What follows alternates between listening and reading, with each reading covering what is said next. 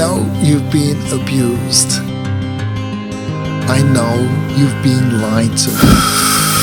I know you've been ripped off, cheated, maligned, and that feeling that someone has taken advantage of your generosity and friendship is really aggravating.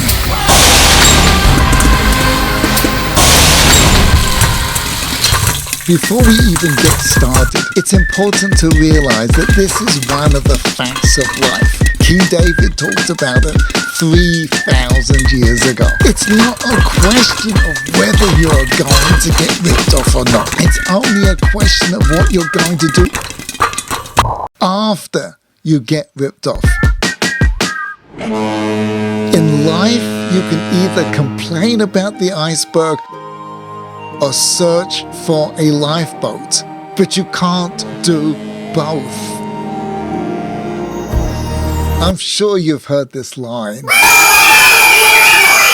Don't let it get to you. Or get over it. Or words to that effect. And the reason somebody is telling you this is because they can see that you are in the grips of resentment. And while those lines are easy to say, they're very hard to implement and live with.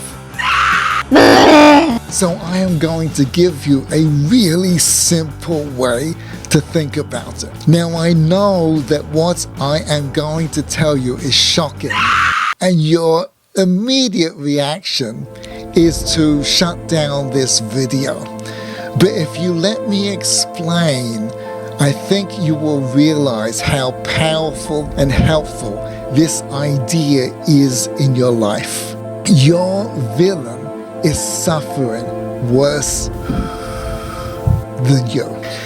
Now, I would not tell you that that's a particularly easy idea to grab hold of, because it's very hard to see that your villain is suffering worse than you when you are in the grips of resentment. And that is the very point.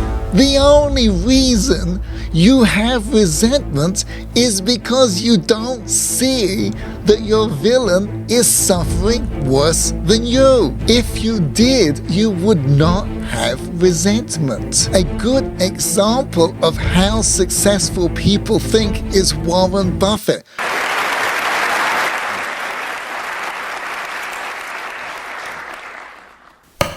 Testing, 1 million, 2 million, 3 million.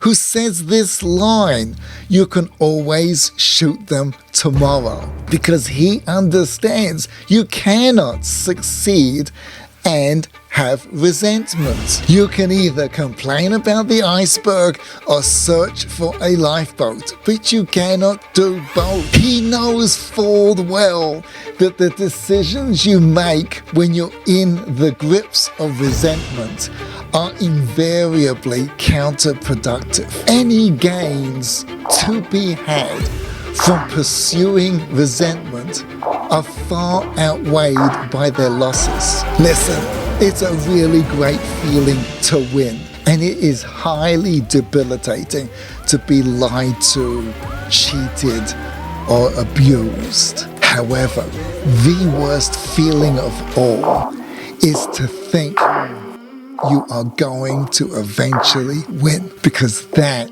is what resentment really is. It's toxic and it's burning a hole in your side. You think you are going to eventually win because you don't realize you already have. There is nothing you're going to be able to do to them worse than what they have already done to themselves. Listen, it's easy to see with other people, and it's easy to see in the extreme. People who do miserable things to other people are miserable people themselves. Anyone who can do cruel things to fluffy animals is not the kind of person who you will enjoy their company, because these kind of people are miserable people. There is nothing you can do to them worse than they have already done to themselves. Anyone who lives with this idea will never suffer abuse. Highly successful people think in ways that make them resentment-free. Yes, this idea is hard to grab hold of until you realize that it's a lot easier than holding on to resentment.